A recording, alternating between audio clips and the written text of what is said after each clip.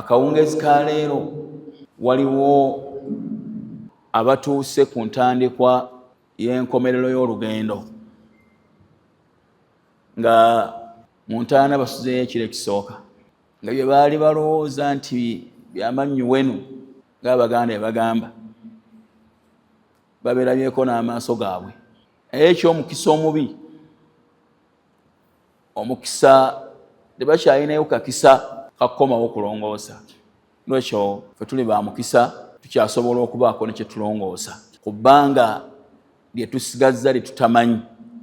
Nsaba Allah subhanahu wa ta'ala agonze emitima gyaffe, agyanguyirize okulongoosa n'okwanguyirwa okukola nga bw'ayagala so singa gye bwe gyagala. Teweerabira nti kikulu nnyo okubeera nga tuhsinu ma baqiya, ofaayo nnyo okulongoosa ekiseera ekisigadde ky'otamanyi.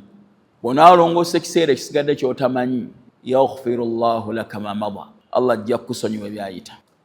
Bw'onaayonoona ekiseera ekisigadde ky'otamanyi, tukhadhu bima mada wa ma baqiya, ojja kuvunaanwa ebyayita, ojja kuvunaanwa ebyayita n'ebyo by'ogenda okusembyayo.